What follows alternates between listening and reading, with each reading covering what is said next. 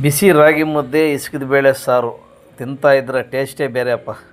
First ಇಸ್ಕಿದ ಬೇಳೆನ ನೆನೆಸಿ ಇಸ್ಕಿ ರೆಡಿಯಾಗಿ ಇಟ್ಕೋಬೇಕು. ಆಮೇಲೆ ಈರುಳ್ಳಿ, ಕೊಬ್ಬರಿ, ಕೊತ್ತಂಬರಿ ಸೊಪ್ಪು, ಟೊಮೊಟೊನ ರೆಡಿ ಇಟ್ಕೊಂಡು ಮಿಕ್ಸಿಯಲ್ಲಿ ಹಾಕ್ಕೊಂಡು ಗ್ರೈಂಡ್ ಮಾಡ್ಕೊಳೋದಕ್ಕೆ ರೆಡಿ ಮಾಡ್ಕೋಬೇಕು. ಮಿಕ್ಸಿ ಆನ್ ಮಾಡಿ ಗ್ರೈಂಡ್ ಆದಮೇಲೆ ತೆಗೆದು ಸೈಡ್ಗೆ ಇಟ್ಕೋಬೇಕು. ಆಮೇಲೆ ತಪ್ಪಲೆ ಇಟ್ಟು ಸ್ಟವ್ ಮೇಲೆ ಎಣ್ಣೆ ಹಾಕ್ಕೋಬೇಕು. ಎಣ್ಣೆ ಹಾಕಿ ಎಷ್ಟು ಬೇಕೋ ಅಷ್ಟು, ಆಮೇಲೆ ಅದಕ್ಕೆ ಸಾಸಿವೆ, ಜೀರಿಗೆ ಏನೇನು ಬೇಕೋ ಅವೆಲ್ಲ ಹಾಕಿ ಸ್ವಲ್ಪ ಫ್ರೈ ಮಾಡ್ಕೋಬೇಕು. ಫ್ರೈ ಆದಮೇಲೆ ಸ್ವಲ್ಪ ಚೆನ್ನಾಗಿ ಚಿಟಪಟ ಅಂತ ಎಗರಬೇಕು. ಆಮೇಲೆ ಈರುಳ್ಳಿ ಹಾಕ್ಕೋಬೇಕು. ಅದರಲ್ಲಿ ಈರುಳ್ಳಿ ಎಲ್ಲ ಹಾಕ್ಕೊಂಡು ಸ್ವಲ್ಪ ಆಲ್ರೆಡಿ ಮಸಾಲೆಗೆ ಹಾಕಿರ್ತೀವಿ ಈರುಳ್ಳಿ, ಇನ್ನು ಸ್ವಲ್ಪ ಒಗ್ಗರಣೆಗೆ ಇಟ್ಕೊಂಡಿಡಬೇಕು. ಆ ಈರುಳ್ಳಿನ ಇಲ್ಲಿ ಹಾಕಿ ಚೆನ್ನಾಗಿ ಫ್ರೈ ಮಾಡಿಕೊಂಡು ಹುರ್ಕೋಬೇಕು. ಆಮೇಲೆ ಗ್ರೈಂಡ್ ಮಾಡಿ ಇಟ್ಕೊಂಡಿದ್ದ ಮಸಾಲೆ ಎಲ್ಲ ಅದಕ್ಕೆ ಹಾಕಿ ಚೆನ್ನಾಗಿ ಕಲಿಸ್ಬೇಕು. ಎಲ್ಲ ಹಾಕ್ಬಿಡ್ಬೇಕು.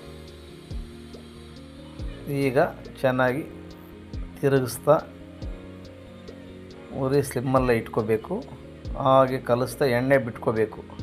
ಆ ಥರ ಕಲಿಸಿದಾದ್ಮೇಲೆ ಸ್ವಲ್ಪ ಅರಿಶಿಣದ ಪುಡಿ ಸೇರಿಸಿ ಮತ್ತೆ ತಿರುಗಿಸಿ ತೊಳೆದಿಟ್ಕೊಂಡ ಇಸ್ಕಿದ ಬೇಳೆಯನ್ನು ಫುಲ್ಲಾಗಿ ಹಾಕಿಬಿಡಬೇಕು. ಹಾಗೆ ನಿಧಾನಕ್ಕೆ ಹಾಕ್ತಾ ಮಸಾಲೆ ಎಲ್ಲ ಮಿಕ್ಸ್ ಆಗೋ ಥರ ನೀಟಾಗಿ ಕಲಸಿಟ್ಕೋಬೇಕು. ಆಮೇಲೆ ಮುಚ್ಚಿಬಿಡಬೇಕು ಪ್ಲೇಟು.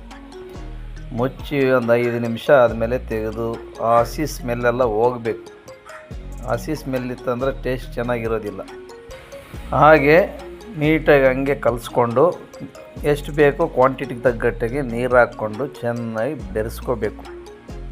ಹಾಗೆ ಸ್ವಲ್ಪ ಎಲ್ಲ ಮಸಾಲೆ ಎಲ್ಲ ಮಿಕ್ಸಿಂಗ್ ಆಗೋ ಥರ ಬೆರೆಸ್ಕೊಂಡು ಆಮೇಲೆ ಏನು ಮಾಡಬೇಕಪ್ಪ, ರುಚಿಗೆ ತಗ್ಗಷ್ಟು ಸಾಲ್ಟ್ ಹಾಕ್ಕೊಂಡು ಪ್ಲೇಟ್ ಮುಚ್ಚಿ 5 ನಿಮಿಷದ ನಂತರ ತೆಗಿಬೇಕು. ಚೆನ್ನಾಗಿ ಬೆಂದೈತೋ ಇಲ್ವೋ ನೋಡಿಕೊಂಡು ಎಲ್ಲ ಕಲಿಸ್ಬೇಕು. ಕಲಸಿ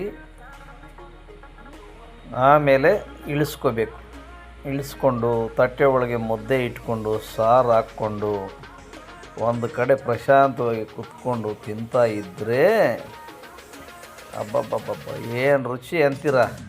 ಯಾರಿಗೆ ಇಷ್ಟ ಆಗಿದೆಯೋ ರೆಸಿಪಿ ಅವರೆಲ್ಲ ಶೇರ್ ಮಾಡಿ, ಸಬ್ಸ್ಕ್ರೈಬ್ ಮಾಡಿ, ನಮ್ಮ ಚಾನಲ್ಗೆ ಎಂಕರೇಜ್ಮೆಂಟ್ ಮಾಡಿ.